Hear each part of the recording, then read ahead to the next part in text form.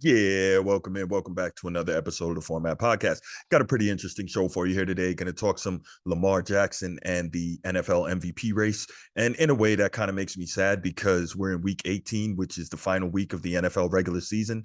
That means we're getting to the playoffs, which are awesome. I think the NFL playoffs are probably the best playoffs in American sports.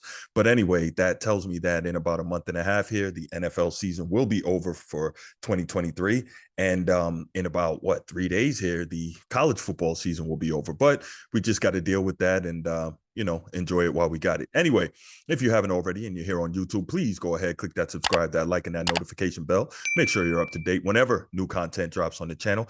If you want the audio only version of the podcast, open up your audio podcast platform, hit the search bar, type in the Format Podcast. We should come right up. Please, if you're enjoying the content, give us that thumbs up, that like, that 5-star review, and leave us a comment. We love all that. Helps us find more sports fans, helps more sports fans find us, helps us rise in the algorithm and continue to have success growing the channel. And for all of you who've supported, continue to support. Really appreciate that. We're almost there. And once we get there, we're going to go ahead and work on getting these live call-in shows started. So really excited about that. Anyway, let's get right to it. So, obviously, one of the biggest topics in pretty much any league, for the most part, during the regular season is the MVP award. In college football, it's the Heisman Trophy, which is pretty much the equivalent. But in the NBA, NHL, Major League Baseball, and of course the NBA, the major topic for individual achievement is the Most Valuable Player Award. And I'll tell you real quick, one of the things that drives me crazy about the Most Valuable Player Awards is that there's no criteria. It's so subjective. And so, year after year, we have people voting for the MVP, and you could have a situation where someone achieved the same benchmarks statistically and winning wise as the MVP from the year prior, but all of a sudden those don't matter anymore. Now, if you watch this channel, you'll know I've talked about this before. I'm a fan of standardization. I'm a fan of guidelines, and I definitely think the MVP and the Heisman Trophy, those things should have guidelines. Like if you meet said guidelines, then you can win the award. And then on top of that, like let's say you have multiple candidates meeting the same guidelines, maybe then you vote and add in stuff. But I think that there should be certain criteria that should be or need to be met before you can win that award, right? I think that would make this a whole lot easier. But then again, at the same time, the leagues, they want people talking about it. They want people debating it. They want it to be a thing. And so they're never going to do that. And some tells me that even if they did, they would never release those criteria to us. But anyway, this year, the NFL MVP award has been kind of as usual. It's been a quarterback award, right? But no quarterback this year has really run away with the award in particular. So you've had some other guys, some other names come into it.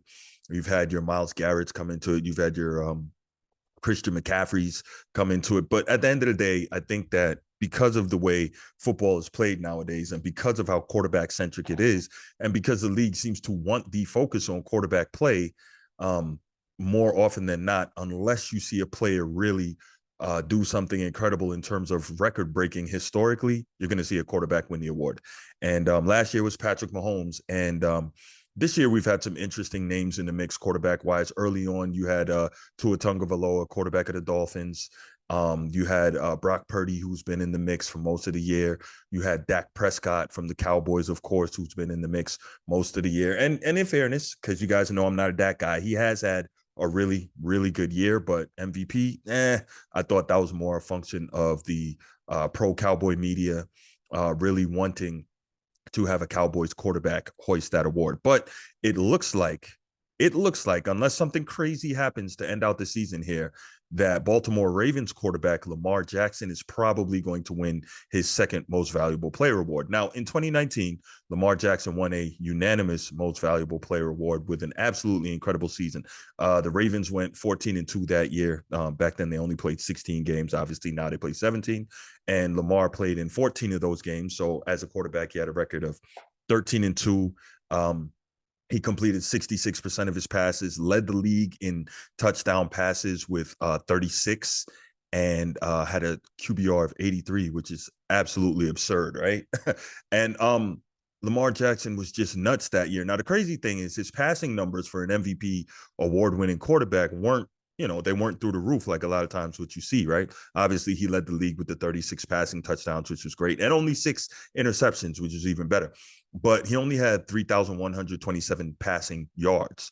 So what got Lamar Jackson the MVP that year? Remember I said earlier, you have to do something incredibly record breaking. And what that was Lamar Jackson rushed for over 1,200 yards, setting the single season rushing record for a quarterback, which, by the way, Justin Fields could have broken last year, but I don't think he played that final game. But anyway, yeah, so he sets the single season rushing record for a quarterback over 1,200 rushing yards. So he had about 4,300, 4,400 total yards that season, and a ton of passing touchdowns, led the league, as I mentioned.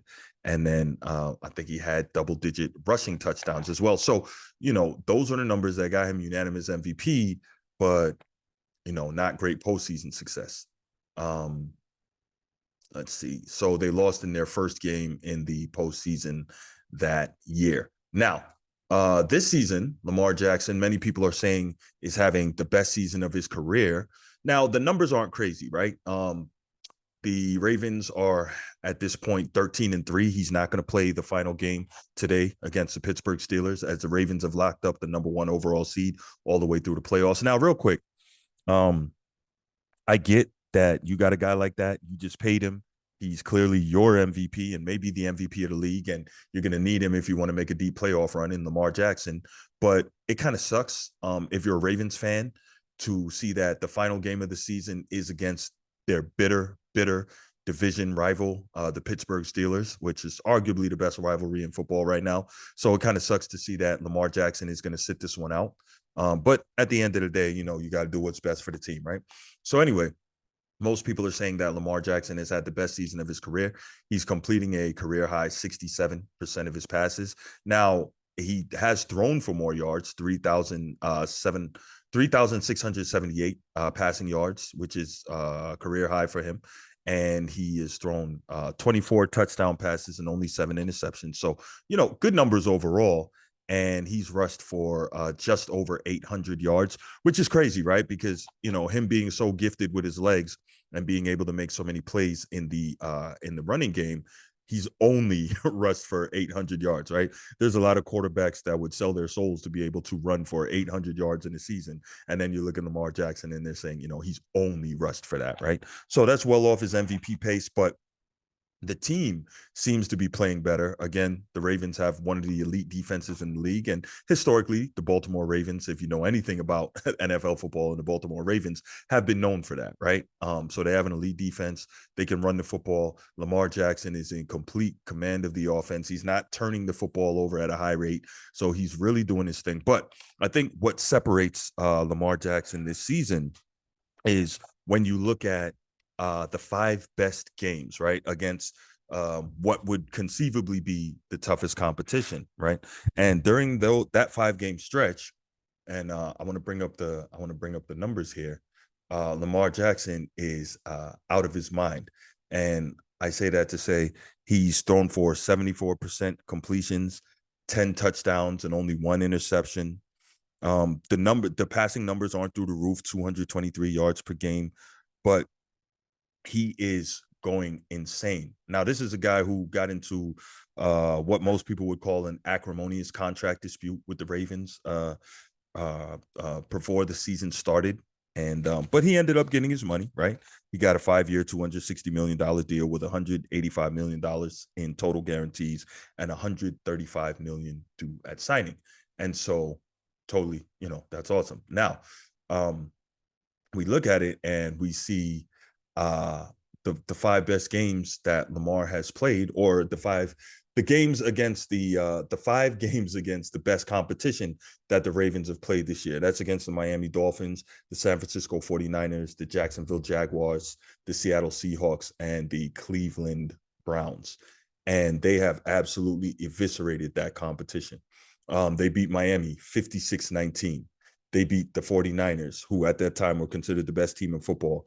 And they went to San Francisco, played them on Christmas night in front of a national audience, beat them 33-19, beat the Jaguars, who at the time were a division leader in the AFC South, beat them 23-7. beat the Seattle Seahawks 37-3 and beat the Cleveland Browns 28-3. Now, in fairness, Cleveland also has a win over them during that stretch, beating them 33-31. But the point is, the Baltimore Ravens aren't a team that's sitting here destroying also-rans. When they play against their best competition, they're handing it to them. And you love to see that, because that says that these aren't empty calorie wins. These are wins that they are stacking up against quality competition. And those are the type of wins that prepare you for the playoffs, because obviously it's a whole different animal. And that's where the competition will be better. Earlier in the season, and I was a proponent of this. If you go back and watch, I was saying that Brock Purdy should have been the MVP. But after, and this is not to throw away the great season that Brock Purdy has had, after the Ravens went there and dismantled the 49ers on their home field, and Brock Purdy played poorly and was thoroughly outplayed by Lamar Jackson, well, new information, new opinion, right? That's when you realize that, okay, Brock Purdy's very, very good, but he's not at that MVP level yet, right? Although, in fairness, this year, the Niners are 12-4. Brock Purdy is completing 69.5% of his passes, over 4,000 yards passing, 9.6 yards per attempt, 31 touchdowns, and 11 picks. So this is not dinking and dunking. Now, granted, he's got a lot of great weapons around him. He's got a lot of defense, but this is not dinking and dunking, and this is not just, throwing short stuff. He's got 5 games over 300 yards passing, and a handful more over 250 yards passing. So Brock Purdy was my guy to win the MVP, but now it's clearly Lamar Jackson, and I'm not sure who else has a legitimate case.